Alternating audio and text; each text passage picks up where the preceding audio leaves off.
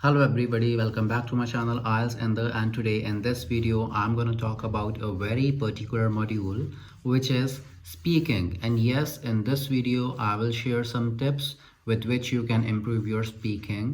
These tips will seriously help you to improve your band score from almost 5.5 to almost 7 or 7 plus. Okay, because it's my personal experience. I have used these tricks in my exam when I was preparing for IELTS. So I hope these tricks will help you too.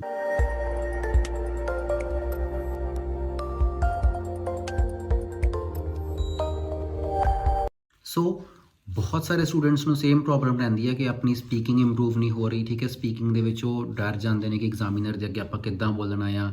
ਠੀਕ ਹੈ, mostly ਲੋਕੀ try ਕਰਦੇ ਨੇ ਕਿ ਹਾਂਜੀ ਅਗਰ ਆਪਾਂ English ਨੂੰ ਬੋਲ ਰਹੇ ਹਾਂ ਤਾਂ ਆਪਾਂ ਨੂੰ ਥੋੜਾ ਫੋਰਨਰਸ ਵਾਂਗ ਬੋਲਣਾ ਪੈਣਾ ਆ। ਠੀਕ ਹੈ, but which is not true. ਠੀਕ ਹੈ, ਤੁਹਾਡੀ ਹੈ ਇੱਕ ਜਸਟ ਇੱਕ ਲੈਂਗੁਏਜ ਹੈ, ਜ਼ਰੂਰੀ ਨਹੀਂ ਹੈ। ਠੀਕ ਹੈ, ਤੁਸੀਂ ਇੱਕ ਨੇਟਿਵ ਸਪੀਕਰ ਨਹੀਂ ਹੈ, ਤੁਸੀਂ ਇੰਗਲਿਸ਼ ਪੀਪਲ ਨਹੀਂ ਹੈ। ਐਕਸੈਂਟ ਦਾ ਕੋਈ ਵੀ ਆਇਲਸ ਐਗਜ਼ਾਮ ਦੇ ਵਿੱਚ ਫਰਕ ਨਹੀਂ ਪੈਂਦਾ, ਬਿਕਾਜ਼ ਐਗਜ਼ਾਮ ਕਿਸ ਚੀਜ਼ ਲਈ ਹੈ? ਤੁਹਾਡੀ ਇੰਗਲਿਸ਼ ਲੈਂਗੁਏਜ ਦੀਆਂ ਸਕਿੱਲਸ ਨੇ ਜੋ, ਠੀਕ ਹੈ, ਸਪੀਕਿੰਗ ਸਕਿੱਲ ਹੈ ਉਹਨੂੰ ਟੈਸਟ ਕਰਨ ਲਈ ਹੈ।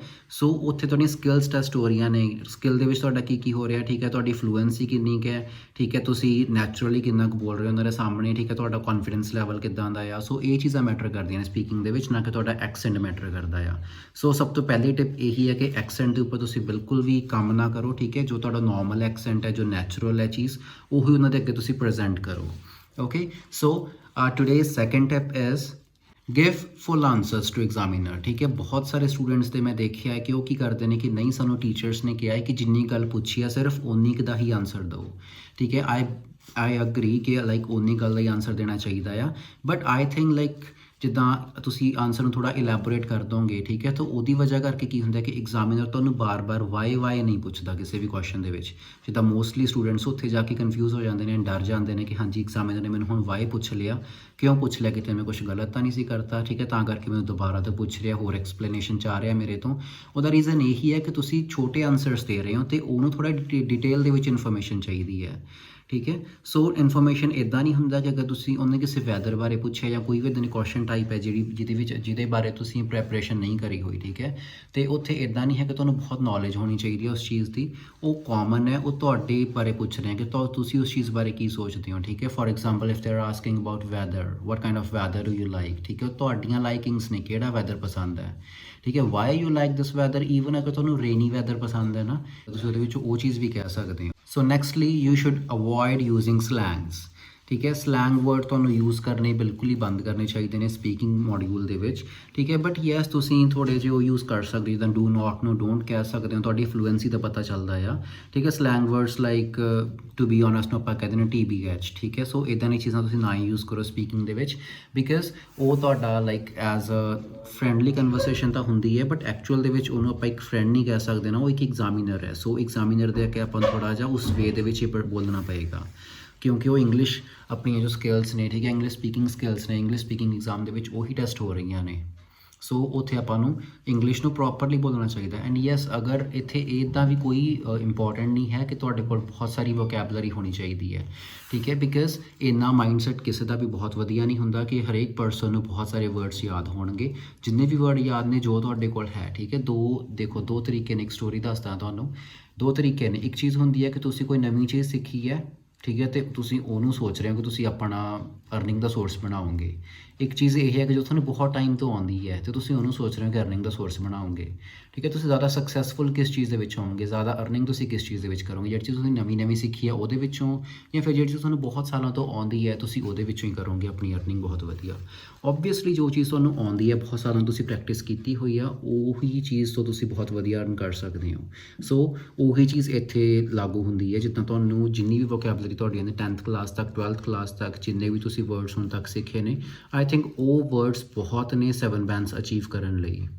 ਠੀਕ ਹੈ, ਸੋ 7 ਬੈਂਡ ਬਹੁਤ ਜ਼ਿਆਦਾ ਵੱਡੀ ਗੱਲ ਨਹੀਂ ਹੈ ਸਪੀਕਿੰਗ ਮੋਡਿਊਲ ਦੇ ਵਿੱਚ, ਬਹੁਤ ਕਾਮਨ ਜਿਹੀ ਚੀਜ਼ ਹੈ, ਬਹੁਤ ਕਾਮਨ ਜਿਹੇ ਬੈਂਡਸ ਨੇ। ਠੀਕ ਹੈ, ਹਾਂ ਅਗਰ 7 ਤੋਂ ਤੁਸੀਂ ਉੱਪਰ ਜਾਣਾ ਆ, 8 ਬੈਂਡਸ ਲੈਣੇ ਆ, 9 ਬੈਂਡਸ ਲੈਣੇ ਆ, ਉਸ ਟਾਈਮ 'ਤੇ ਮੇਬੀ ਤੁਹਾਨੂੰ ਥੋੜ੍ਹਾ ਐਕਸਟਰਾ ਵਰਕ ਕਰਨਾ ਪੈ ਜਾਵੇ, ਬਟ ਅਦਰਵਾਈਜ਼ ਕੋਈ ਵੀ ਐਡੀ ਇੰਪੋਰਟੈਂਟ ਨਹੀਂ ਹੁੰਦੀ ਵੋਕੈਬਲਰੀ ਤੁਹਾਡੀ। ਠੀਕ ਹੈ, ਈਵਨ ਜਿੱਦਾਂ ਕਮ ਹੈ, ਇਜ਼ ਹੈ, ਠੀਕ ਹੈ, ਕੋਈ ਵੀ ਵਰਡ ਹੈ ਇੰਗਲਿਸ਼ ਦਾ, ਉਹ ਵੋਕੈਬ ਵਰਡ ਹੀ ਹੈ। ਐਂਡ ਯੈਸ, ਇੱਕ ਇੱਥੇ ਟਿਪ ਮੈਂ ਤੁਹਾਨੂੰ ਵੋਕੈਬ ਵਰਡ ਲਈ ਦੇ ਦਿੰਦਾ। ਠੀਕ ਹੈ, ਫੋਰ ਐਗਜ਼ਾਮਪਲ ਤੁਸੀਂ ਕੋਈ ਵੀ ਲਾਈਕ ਵਰਡ ਹੈ, ਠੀਕ ਹੈ, ਤੁਹਾਨੂੰ ਉਹਦਾ ਮੀਨਿੰਗ ਪਤਾ ਆ, ਤੁਸੀਂ ਇੱਕ ਵਾਰ ਉਹਨੂੰ ਯੂਜ਼ ਕਰ ਲਿਆ, ਤੁਸੀਂ ਚਾਹੁੰਦੇ ਹੋ ਕਿ ਤੁਸੀਂ ਉਹਨੂੰ ਦੁਬਾਰਾ ਯੂਜ਼ ਨਹੀਂ ਕਰਨਾ, ਬਟ ਤੁਹਾਨੂੰ ਹੋਰ ਕੋਈ ਉਹਦਾ ਵਰਡ, ਤੁਹਾਨੂੰ ਉਹਦਾ ਸਿਨੋਨਿਮ ਪਤਾ ਨਹੀਂ ਉਸ ਵਰਡ ਦਾ, ਤੁਸੀਂ ਉਸ ਟਾਈਮ ਤੇ ਕਰ ਕੀ ਸਕਦੇ ਹੋ, ਤੁਸੀਂ ਉਸ ਟਾਈਮ ਤੇ ਉਹੀ ਵਰਡ ਦਾ ਜੋ ਮੀਨਿੰਗ ਹੈ ਨਾ ਉਹਨੂੰ ਪ੍ਰੋਪਰਲੀ ਐਕਸਪਲੇਨ ਕਰਕੇ ਉਸ ਵਰਡ ਦਾ ਜੋ ਮੀਨਿੰਗ ਹੈ ਉਹਨੂੰ ਹੀ ਇੰਗਲਿਸ਼ ਦੇ ਵਿੱਚ ਬੋਲ ਸਕਦੇ ਹੋ। ਫੋਰ ਐਗਜ਼ਾਮਪਲ ਤੁਸੀਂ ਇੱਕ ਵਾਰ ਕਿਸੇ ਨੂੰ ਕਹਤਾ ਟੀਚਰ ਕਹਤਾ, ਟਿਊਟਰ ਕਹਤਾ, ਤੁਸੀਂ ਉਸ ਤੋਂ ਬਾਅਦ ਵਿੱਚ ਕਹਿ ਸਕਦੇ ਹੋ the person who teach students, ਠੀਕ ਹੈ। ਇਸ ਤਰੀਕੇ ਨਾਲ ਮਤਲਬ ਤੁਸੀਂ ਉਹ ਵਰਡ ਨੂੰ ਥੋੜਾ ਐਕਸਪਲੇਨ ਕਰਤਾ, ਬਟ ਮੀਨਿੰਗ ਤਾਂ ਸੇਮ ਹੀ ਰਹੇਗਾ ਨਾ। ਸੋ ਉਹ ਚੀਜ਼ ਤੁਸੀਂ ਕਰ ਸਕਦੇ ਹੋ ਆਪਣੀ ਸਪੀਕਿੰਗ ਦੇ ਵਿੱਚ। ਐਂਡ ਇੱਕ ਸਭ ਤੋਂ ਜ਼ਿਆਦਾ ਮੇਨ ਟਿਪ ਹੈ, ਅਗਰ ਤੁਸੀਂ ਉਹ ਟਿਪ ਨੂੰ ਫੋਲੋ ਨਹੀਂ ਕੀਤਾ, ਅਗਰ ਤੁਸੀਂ ਉਹ ਟਿਪ ਨਹੀਂ ਸੁਣੀ, ਠੀਕ ਹੈ, ਤਾਂ ਓਬਵੀਅਸਲੀ ਕੋਈ ਵੀ ਟਿਪ ਤੁਹਾਡੀ ਕੰਮ ਨਹੀਂ ਕਰੇਗੀ। ਉਹ ਟਿਪ ਕੀ ਹੈ?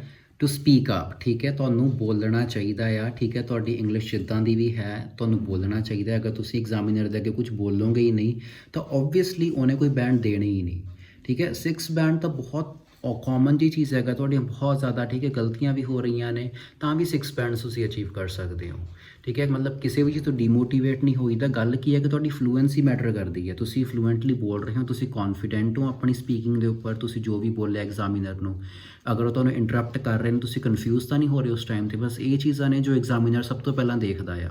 ਬਿਕਾਜ਼ ਸਪੀਕਿੰਗ ਦੇ ਵਿੱਚ ਟੈਸਟ ਕੀ ਹੁੰਦਾ ਹੈ ਤੁਹਾਡਾ, ਕਿ ਤੁਸੀਂ ਬਾਹਰ ਜਾਣਾ ਹੈ, ਓਬਵੀਅਸਲੀ ਕਿ ਇੰਗਲਿਸ਼ ਸਪੀਕਿੰਗ ਕੰਟਰੀ ਦੇ ਵਿੱਚ ਤੁਸੀਂ ਜਾਣਾ ਆ, ਉੱਥੇ ਜਾ ਕੇ ਤੁਸੀਂ ਹੈਂਡਲ ਕਰ ਪਾਓਗੇ, ਉੱਥੇ ਜਾ ਕੇ ਤੁਹਾਨੂੰ ਪਤਾ ਹੈ ਕਿ ਹਾਂਜੀ ਤੁਹਾਨੂੰ ਅਗਰ ਕਿਸੇ ਨੇ ਕੁਝ ਕਿਹਾ ਤੁਸੀਂ ਸਮਝ ਪਾਓਗੇ, ਤੁਸੀਂ ਆਪਣੀ ਗੱਲ ਸਾਹਮਣੇ ਵਾਲੇ ਪਰਸਨ ਨੂੰ ਸਮਝਾ ਸਕਦੇ ਹੋ।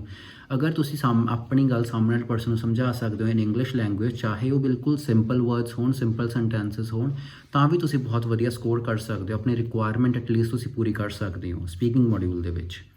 ਬਟ ਯੈਸ, ਤੁਹਾਡਾ ਜੋ ਮਤਲਬ ਐਕਸੈਂਟ ਹੈ ਉਹ ਕੋਈ ਮੈਟਰ ਨਹੀਂ ਕਰਦਾ, ਜਿੱਦਾਂ ਦਾ ਮਰਜ਼ੀ ਹੋਵੇ, ਠੀਕ ਹੈ। ਨੇਟਿਵ ਦੀ ਤਰ੍ਹਾਂ ਬੋਲੋ ਚਾਹੇ, ਠੀਕ ਹੈ, ਤੁਸੀਂ ਤੁਹਾਡਾ ਥੋੜ੍ਹਾ ਜਿਹਾ ਵਿੱਚ ਮਦਰ ਲਾਈਕ ਜੋ ਪੰਜਾਬੀ ਟੱਚ ਹੈ ਜਾਂ ਹਿੰਦੀ ਟੱਚ ਹੈ, ਠੀਕ ਹੈ, ਉਹ ਤੁਹਾਡਾ ਆ ਰਿਹਾ, ਬਟ ਉਹ ਚੀਜ਼ ਮੈਟਰ ਨਹੀਂ ਕਰਦੀ। ਬਟ ਯੈਸ, ਬੋਲਣ ਤੁਸੀਂ ਕਲੀਅਰ ਤਾਂ ਕਿ ਤੁਸੀਂ ਜੋ ਚੀਜ਼ ਬੋਲੀ ਹੈ ਐਗਜ਼ਾਮੀਨਰ ਨੂੰ ਚੀਜ਼ ਸਮਝ ਆਵੇ, ਠੀਕ ਹੈ। ਤੁਸੀਂ ਅਗਰ ਡਿਸਕ੍ਰਿਪਸ਼ਨ ਬੋਲਿਆ ਤਾਂ ਓਬਵੀਅਸਲੀ ਉਹਨੂੰ ਡਿਸਕ੍ਰਿਪਸ਼ਨ ਹੀ ਸਮਝ ਆਵੇ, ਉਹਨੂੰ ਪ੍ਰਿਸਕ੍ਰਿਪਸ਼ਨ ਨਾ ਸਮਝ ਆਵੇ, ਠੀਕ ਹੈ। ਸੋ ਇੱਦਾਂ ਦਾ ਤੁਸੀਂ ਧਿਆਨ ਰੱਖਣਾ ਹੈ ਕਿ ਤੁਹਾਡੇ ਜੋ ਤੁਸੀਂ ਬੋਲ ਰਹੇ ਹੋ ਐਟਲੀਸਟ ਉਹ ਜੋ ਤੁਸੀਂ ਮੈਸੇਜ ਦੇ ਰਹੇ ਹੋ, ਜੋ ਤੁਸੀਂ ਇਨਫੋਰਮੇਸ਼ਨ ਦੇ ਰਹੇ ਹੋ ਉਹਨੂੰ, ਠੀਕ ਹੈ, ਜਾਂ ਜੋ ਵੀ ਚੀਜ਼ ਤੁਸੀਂ ਉਹਨੂੰ ਸੁਣਾ ਰਹੇ ਹੋ ਉਹ ਚੰਗੀ ਤਰ੍ਹਾਂ ਐਗਜ਼ਾਮੀਨਰ ਨੂੰ ਸੁਣ ਰਹੀ ਹੋਵੇ।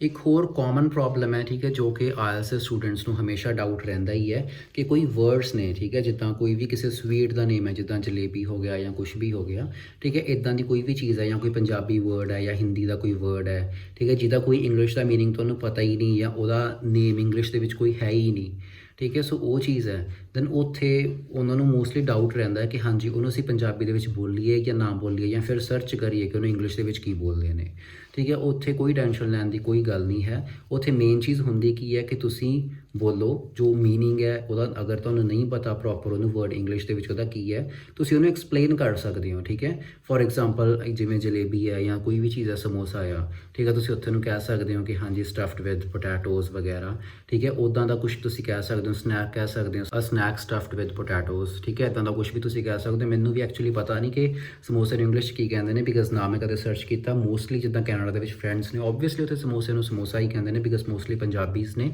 But still I will recommend you to explain these things in detail, ਠੀਕ ਹੈ, ਸੋ ਦੈਟ ਐਗਜ਼ਾਮੀਨਰ ਨੂੰ ਚੀਜ਼ ਪਤਾ ਲੱਗ ਜਾਏ ਕਿ ਹਾਂਜੀ ਤੁਸੀਂ ਕਿਸ ਚੀਜ਼ ਦੀ ਗੱਲ ਕਰ ਰਹੇ ਹੋ, ਤੇ ਉਹ ਵੀ ਸਮਝ ਸਕੇ। ਅਦਰਵਾਈਜ਼ ਉਹਨੂੰ ਇਦਾਂ ਲੱਗੇਗਾ ਕਿ ਹਾਂਜੀ ਇਹਨੇ ਬਸ ਆਪਣੀ ਮਦਰ ਟੰਗ ਦੇ ਵਿੱਚ, ਇਹਨੇ ਆਪਣੀ ਲੈਂਗੁਏਜ ਦੇ ਵਿੱਚ ਇਹਨੇ ਕੁਝ ਵੀ ਕਹਿ ਤਾ ਤੇ ਉਹਨੂੰ ਐਕਸਪਲੇਨ ਕੀਤਾ ਨਹੀਂ ਕਿ ਚੀਜ਼ ਕੀ ਹੈ, ਐਗਜ਼ਾਮੀਨਰ ਨੂੰ ਪਤਾ ਹੀ ਨਹੀਂ ਲੱਗਿਆ ਕਿਸ ਚੀਜ਼ ਦੀ ਗੱਲ ਹੋ ਰਹੀ ਹੈ। ਸੋ ਓਬਵੀਅਸਲੀ ਬਿਆਨ ਉੱਥੇ ਘਟਣਗੇ ਤੁਹਾਡੇ।